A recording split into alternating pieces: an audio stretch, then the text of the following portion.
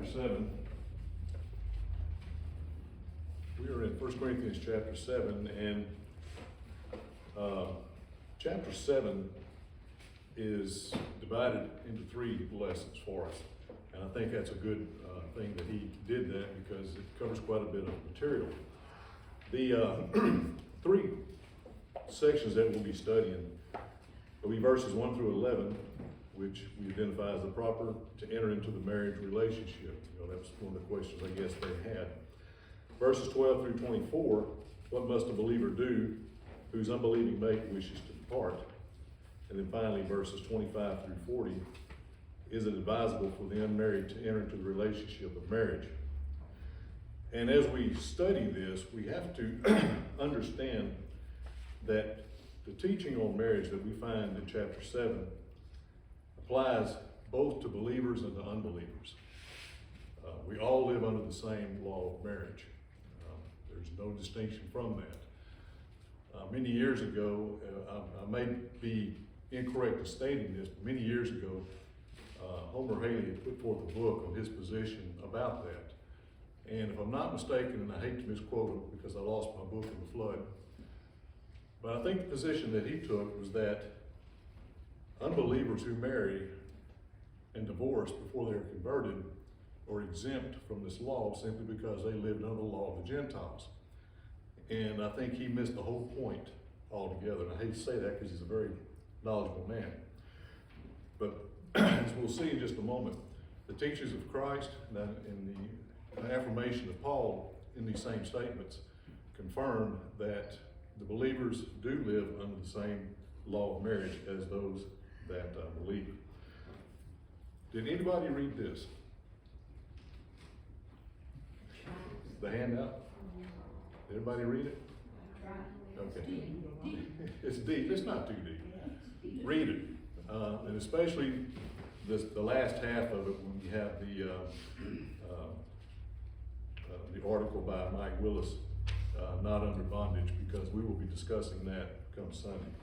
So as we get into discussion for this evening, Paul's teaching on marriage applies to both believers and unbelievers alike.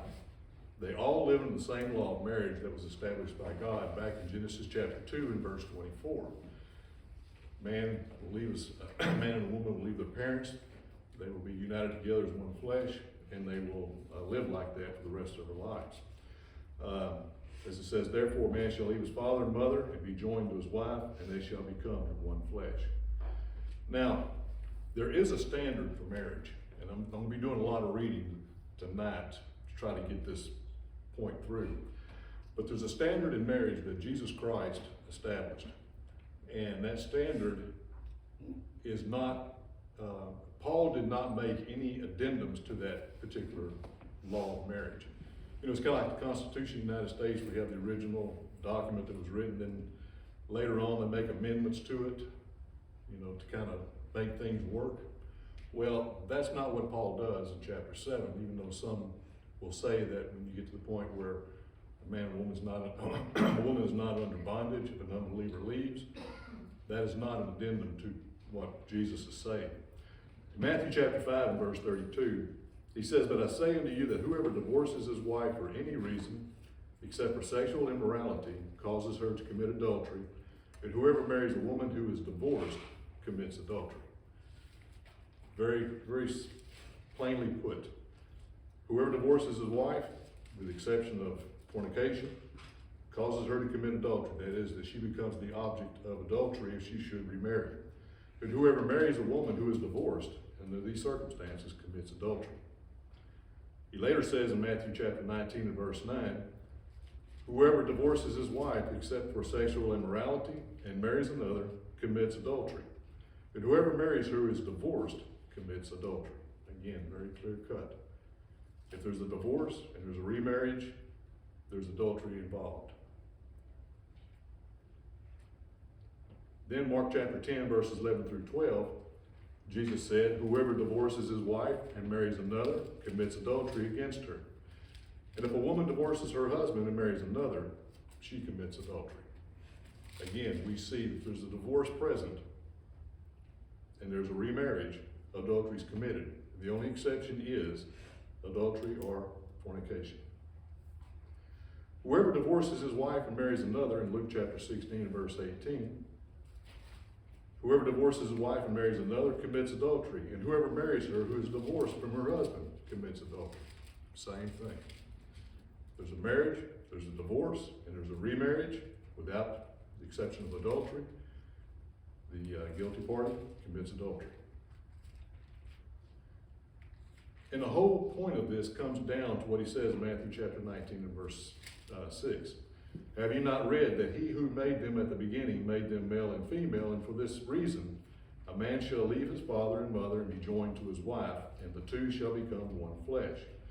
So then, they are no longer two, but one flesh. Therefore, what God has joined together, let not man separate. Jesus understood that divorces do happen and people get legal, civil rights for divorce. But in the eyes of God, they are still joined together, and this joining was done by God. And he restates that in Matthew chapter 19 and verses 4 through 6. And again in Mark chapter 10, verses 6 through 9. What God has joined together, let not man separate. We see the importance of marriage. And if, a lot of us is older, but if we've got children, and if we have got grandchildren, if we're parents, if we're mothers, if we're grandparents, we all need to understand that we need to teach our children, our grandchildren, that the second most important thing in life is your marriage. The most important thing is your obedience to the gospel. Everything else is immaterial. If you mess up on marriage, you've messed up big time if you're an individual that needs to be married to make it through life. So teach them the standard that God instituted marriage, and that divorce for any reason constitutes adultery. Now, why is this important? Because he says over in 1 Corinthians Chapter 6, if you remember, in verse 9, do you not know that the unrighteous will not inherit the kingdom of God? Do not be deceived, neither fornicators, nor adulterers, nor homosexuals, or sodomites, or thieves, covetous, drunkards, or revilers, or extortioners will inherit the kingdom of heaven. If you find yourself in a marriage in which you find yourself divorced, and you're the guilty party, and you remarry, you have just signed your ticket someplace else other than heaven. You pretty much guaranteed your eternal destruction, because he said the adulterers will not inherit the kingdom of heaven. So is marriage an important topic for us to study? In our society today, people say, well, just keep trying out until you finally find one that you can live with and be happy ever so ever. That's the mindset of our society. But the mindset that we should have is that we should make sure that we got it right the first time. I'm gonna embarrass my wife, but I'll never forget the first time I told her I loved her. And I think she says that she doesn't remember this, whether or not she was thinking out loud or what. But she said, how do you know that? Boy, you talk about putting somebody on the spot. It made me think. So tell your children, tell your grandchildren before they get involved with someone and they feel that this is the one for life. You need to have them ask that question, how do you know that? Good question. That's why I married her. I want to know the answer. Boy, I had to do some crawfishing. So when we look at chapter 1, it's really broken down into some various sections here. And I'm just going to go through, it's kind of a chapter synopsis. Verses 1 through 2, marriages to prevent fornication. Verses 3 through 6, husband and wife have authority over each other so as not to be deprived. 7 through 9, Paul's commendation is to remain unmarried for those who have the ability to do so. 10 through 11, the Lord's command to not divorce and the importance of reuniting. 12 through 16, the Lord permits Paul's instructions that encompasses marriage to unbelievers. 17 through 24, Paul compares the converted state of man to the marriage of unbelievers. Remain as you are. And we'll see the importance of that come Sunday. 25 through 28, the Lord permits Paul's instructions regarding the unmarried to remain that way, considering the common distress. 29 through 31, Paul hints at the coming distress and how it will affect the married. 32 through 35, how the married and the unmarried will care about the world and the Lord. 36 through 38, concerning the marriage of virgins and respecting their needs. 39 through 40, marriage is for life. The widow that remarries must do so only in the Lord. And then finally in verse 40, Paul states that he has the guidance of the Spirit of God in these matters. Now, something unique, something new popped into my head this morning. And I really wished I had the overhead projector for you guys to see this. I'll make these notes available for you in case you want them. But concerning marriage, and if you look at chapter 7 from one end to the other, this is what I saw. Paul starts out saying it's good to remain unmarried. Then he states the marriage situation, surrendering yourselves to each other in marriage. And then he says it's good to remain unmarried. And then he says the married are not to divorce. And then he has a little section there that conversion does not alter the marriage bond, talking about slaves that are converted as freemen into Christ. Conversion does not alter the marriage bond. And then he says it's good to remain unmarried. Then he goes into a section that virgins can marry. And then he says it's good to remain unmarried. Widows are allowed to remarry. Then he says it's good to remain unmarried. Did y'all notice that as you read through chapter 7? We look at this and we say this is a chapter that teaches about marriage. But actually I think it's a chapter that not only teaches about marriage, but it also teaches about those that cannot remarry, the importance of being celibate to serve God. And the reason I say that is that when you go back to chapter 6 and verse 9, he says there were adulterers, and such were some of you. Now you see where I'm going with this? See, there were some, I think, in the city of Corinth, or at least this congregation, that may be in marriages that were not allowable because they were an adulterous marriage, and there was going to be a need for them to separate. And when that happens, Paul was trying to show them that marriage is good, but so is remaining unmarried to serve God is good. So he was trying to address those people that it was going to affect in a tremendous way. So when we look at chapter 7, kind of keep that in your mind. It's good to remain unmarried. These are the marriage laws. And that's a unique thing that I guess I never thought about up until this times. Okay, let's take a look at the chapter. Paul begins by saying it's good for a man not to touch a woman. Now he's not talking about physically, goading her as you walk by, but he's talking about it is good for a man not to touch a woman. That is, it's good to remain unmarried. Nevertheless, because of sexual immorality, the case, fornication is prevalent, especially in Corinth, let each man have his own wife and let each woman have her own husband. In other words, let marriage abound. It's good if you can remain unmarried, but if there's a need, and because we want to keep fornication out of your life, it's all right to marry. Let each man have his own wife, each woman have her own husband. One and one. Polygamy is not part of this arrangement here. It never has been. Well, under the law of Moses, it was tolerated. As Christ said, because divorce was allowed under the law of Moses, Moses permitted it because of the hardness of your heart, but it was not so. He goes back to the very beginning, and this is the law that the whole world lived under. Let each husband render to his wife the affection due her, and likewise also the wife to her husband. The wife does not have authority over her own body, but the husband does. And likewise, the husband does not have authority in his own body, but the wife does.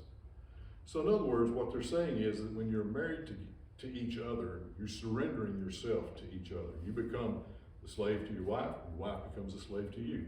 And that's kind of putting it in a harsh sense. But there's no indication here that one tries to subject the other. You know, you've heard about the henpecked husbands, domineering wives, and the abusive husbands. You know, that's not what he's talking about here. What he's saying is that we have to submit to each other. We have to render each other the affection that are due to each other, and it is not to be withheld. Verse 4, he says, the wife does not have the authority of her own body, but the husband does. And likewise, the husband does not have authority of his own body, but the wife does.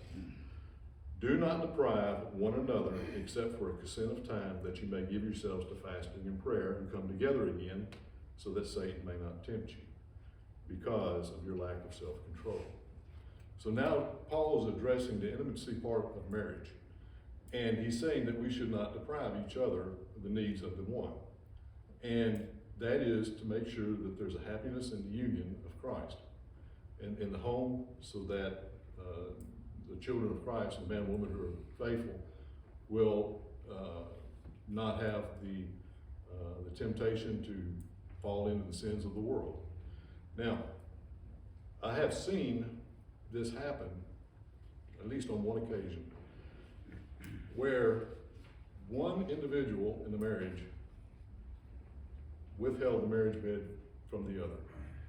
And the whole reason for it was to drive that one individual into adultery, so that they could jump up and say, I've got a right for divorce now. Now, is that right? Does God justify that? Why not?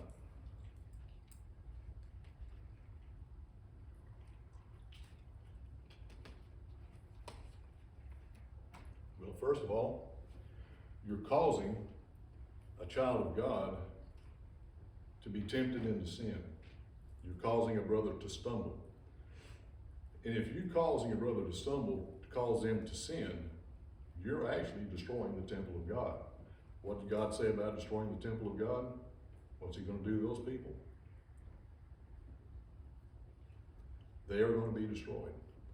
So if you think that's justification to get out of a bad marriage that you don't like and can be exonerated for it, guess again, because it is not. And don't think that you can get away with it.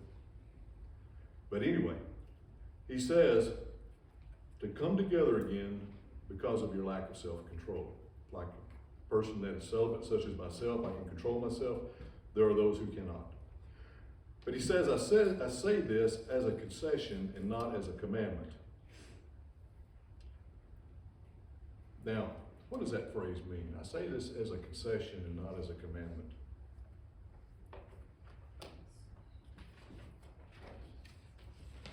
What does that word concession mean?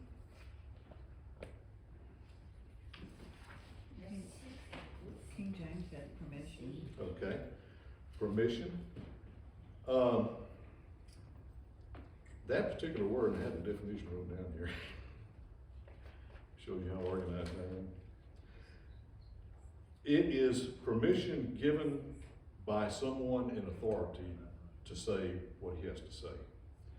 Now, he says, now what is it he is saying in concession? What is he giving permission to say? When you go back and look at that, he says, do not deprive one another except for a consent of time, that you may give yourselves to fasting and prayer and come together again, so that Satan does not tempt you because of your lack of self-control. But I say this as a concession and not as a commandment. Is he talking about the whole section here? Or is he talking about not being a commandment of, let me back up. Is he saying that not as a commandment that we should live to love each other? Or is he saying something else? I think it kind of falls right back into, commentators have difficulty with this, but I think he's saying that, I say this as a concession to the statement that you may give yourselves to fasting and prayers. Because we as Christians are not commanded to fast. We're told to pray. But Paul understood that, if you want to fast and you want to pray and you're fasting, separate yourselves to do it. But that is not a commandment to go do that. The commandment is that you need to treat each other as husband and wife should.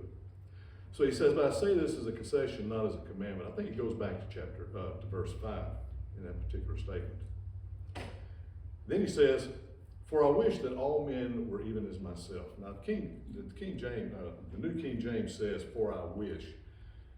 The American Standard says, yet I wish. So he kind of lays that thought aside. Now he's going into another train of thought. He says, but I say this as a concession, not as a commandment. Yet I wish that all men were even as myself. But each one has his own gift from God, one in this manner and one after that. So he goes back to the point that I wished all men were like myself and not in a married state. But each of us has our own gift. One has a stronger will, others do not. That's just the way we are built from God. But he says, I say to the unmarried and to the widows, it is good for them to marry. Oh, let me back up. But I say unto the unmarried and to the widows, it is good for them if they remain even as I. See, here we go again. Stay as I am. But if they cannot exercise self-control, let them marry. For it is better to marry than to burn with passion. You see, there are needs that some people just cannot suppress to the point of dominance. So if that's the case, if you're a widower, whatever the case may be, you can remarry. It's better to remarry than to find yourselves in a miserable state, constantly fighting off the temptation of fornication. So now we see the importance of marriage. Marriage is a beautiful thing that God has given unto us. That was one of the first things he gave man, besides the garden. He gave man marriage. And it's something to be held holy and high esteem and high regard. It's not something that should be frivolously dealt with like the world does today. Keep your marriage vows. He says, now to the married I command, yet not I, but the Lord. A wife is not to depart from her husband. But even if she does depart, let her remain unmarried or be reconciled to her husband. And a husband is not to divorce his wife.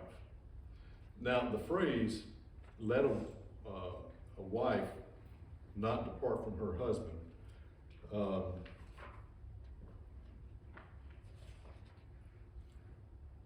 comes from the definition of that from Thayer's.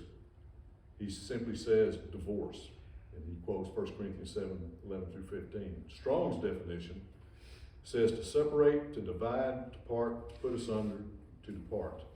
And one of the examples that I found using this particular word, let a wife not depart from her husband, is similar to what we see in Hebrews chapter 7, verse 26, in reference to Christ. For such a high priest was fitting for us, who is holy, harmless, undefiled, separated from sinners, and has become a higher than the heavens. So you see that separation that Christ has for sinners, and he will welcome those that will obey him. But if you will not obey him, there's a separation, and that will last even into eternity. So what Paul is saying is that the wife departs from her husband, that is, separates herself from him. She is to remain unmarried or to be reconciled to her husband, and the husband is not to divorce his wife. But divorce does happen, and there's no grounds for adultery. This is like they say, irreconcilable differences. Then they are to remain unmarried. You know, one of the hardest things I've had to face was a young couple that wanted to get married, and they said, well, I've been married before, but I was so young, we were innocent, we didn't know what we were doing, we it was just a big mistake, we didn't really love each other, blah, blah, blah, down the road. I felt sorry for them, but the only thing that we could tell them to do, is what Paul says here. Remain unmarried for the rest of your life, or be reconciled to your husband. In this particular case, I think her husband had already went off and married to somebody else. It was a disaster for them. So now, the hard decision you have to make in life. Are you going to remain unmarried for the next 60 years of your life because the marriage bond that you were originally in didn't work out, because you didn't put enough forethought into the significance of it, that if you remarry, you condemn yourself? You see, Paul is trying to tell these people, in Corinth, there was adultery. Whether or not there were still situations in the church where the people didn't know how to handle it, Paul was telling them, remain unmarried or be reconciled. Now, if you remain unmarried, it's a good thing to be unmarried because you can serve God better.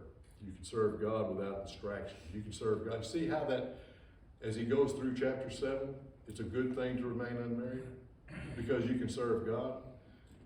Now the unmarried person that finds himself in this situation of a bad marriage that he cannot or she cannot find, that she cannot be allowed to be remarried under the gospel of Christ. Now I need to focus my life on serving Christ to the best of my ability. Luther Blackman. Do y'all know Luther Blackman? This was another man that found himself in the same situation. Young man, married, divorced, and then was converted.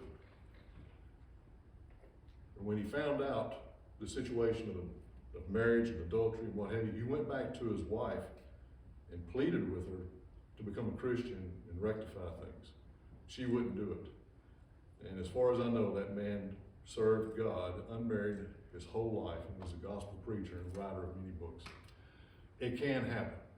It's just a determination of whether or not you want to serve God according to his laws and abilities, or if you want to serve the flesh and just flounder in the rock that they came from, like the Corinthians did. Now, in conclusion of all this, he says it is permissible to either marry or not. Paul says if you want to marry, that's fine. It's a good thing. If you don't, great, it's a good thing. Marriage requires us to surrender ourselves to our spouses. Those that are married must fulfill the needs of the other. You know, this may not always be intimacy of the thing. You know, there's the needs of providing for them, making sure that they're clothed and they're fed, and you know, they go to the beauty shop and go to the toenail shop, and you know, all the other things that keep them happy. But you know, there's more to it than just that. There has to be the love of the individual. That's why I say when my wife asked me, how do you know that? That made me think, why do I really love her? I do remember one thing I told her. I said, there's going to be a day when we get old and wrinkled up, don't have any teeth in our head, and be like my old grandma. Nobody knew my grandma, but she was a little butterball about this big. And the years of working the fields rested on her. I mean, she was just, you know, some of those old pictures you see, she was like that. And I told her, I said, one day we may look like that, and I will love you just as much as the day you are right now. I said, it's not what I see on the outside, it's what I see on the inside.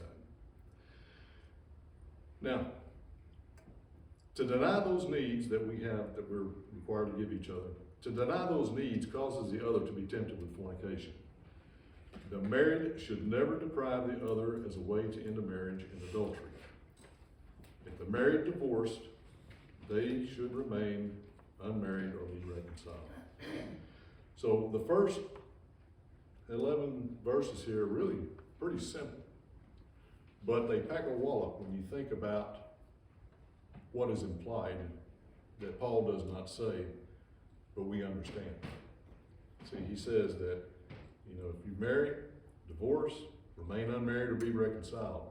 He doesn't tell them why being remarried is such a devastating thing at this particular point. But they understand it when they read chapter 6 and verse 9. Adultery, I will not go to heaven. I will go into torment for eternity. I will make sure my marriage works. I will make sure. And if it didn't work and I find myself in this situation, I will follow Paul's advice as he spots it out throughout this whole chapter. It's a good thing to remain unmarried. So, we got a few minutes. What do y'all think? Comments, questions, wisdom? I'm always up for wisdom.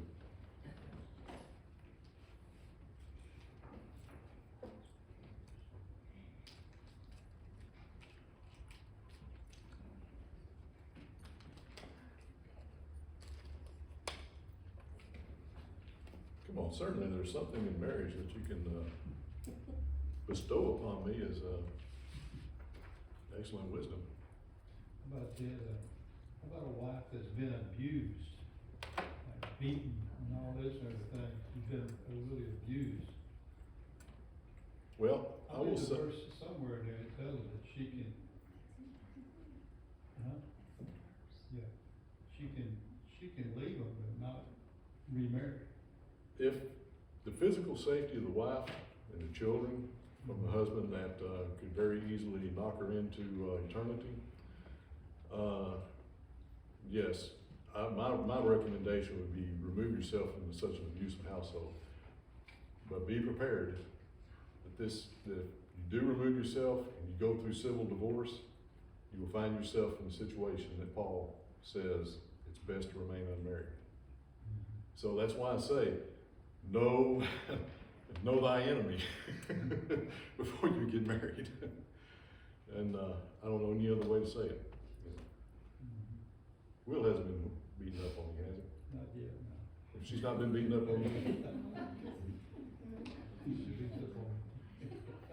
I was wondering, when it says a brother or sister is not under bondage, to me, that means that what bonds you were under married is no longer there.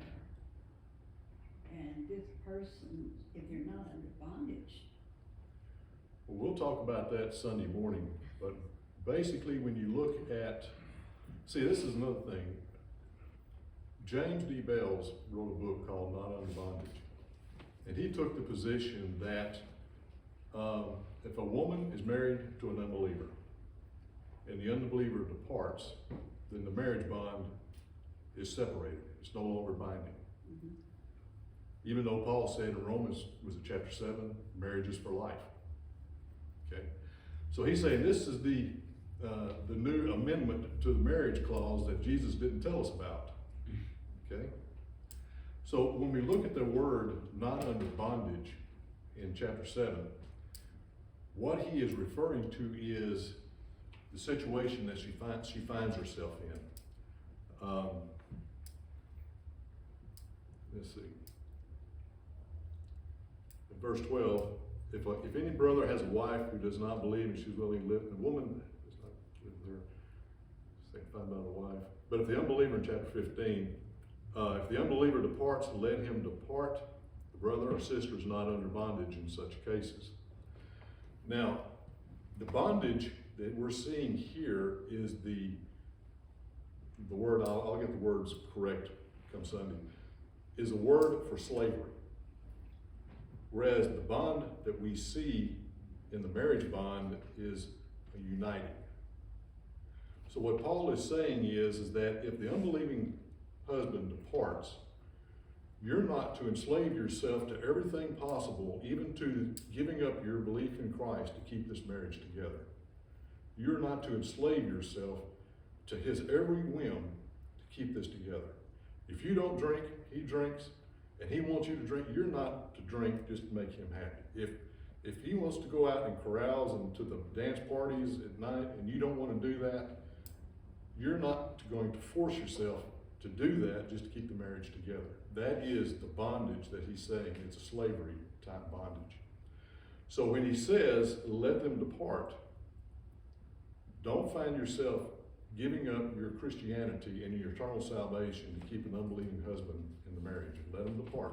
You're not under bondage to keep him, you're not under bondage to keep the marriage together at the expense of yourself. Now, he also says, following that, he says, for how do you know, O wife, whether you will save your husband, or how do you know, O husband, you will save your wife? Let's see. Oh, I'm sorry. But if the unbeliever departs, let him depart. A brother or sister is not under bondage in such cases. But God has called us to peace. For how do you know, O wife, that you will save your husband? He's called us to peace. He's not called us to war and conflict to keep the marriage together in this particular situation. But we have to understand, if he departs and he gets a civil divorce, you find yourself in the same situation. You cannot remarry. So that's the bondage part that we have there. We're called to peace, we're not called to animosity towards each other. He says, how do you know you might save your husband, you might even save your wife? You know, do what you can to keep it together, but if it comes down to it, the bondage situation, you're not to find yourself in. I mean, strive, do what you can, but when the time comes and he leaves, don't give up your eternal salvation just to keep the marriage together. And that's, I think, what he's saying here. Now, if this were a case, now here's a hypothetical situation, if we got time for it. If the hypothetical situation is that if a Christian is married to an unchristian, and the unchristian divorces her and she's allowed to remarry, then she could play the field until she finds somebody she actually likes. Now, if a Christian is married to a Christian and the Christian divorces her, she finds herself in a position of unmarried, not being able to remarry. Do you see the snafu there? So God is saying it's better to marry an unbeliever. Marry an unbeliever. If it doesn't work out, go marry another. If it doesn't work out, go marry another.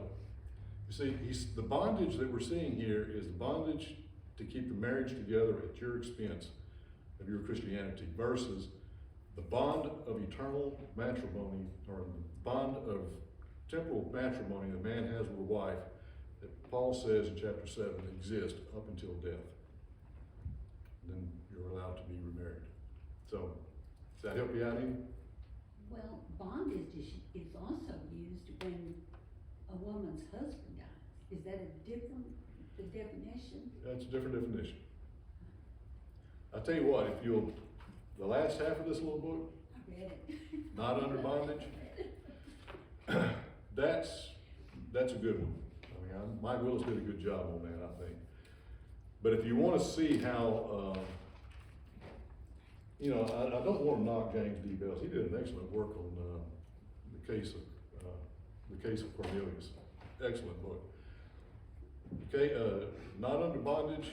His methodical steps were methodical, but I think he slips up as he goes through it. But be that as it may.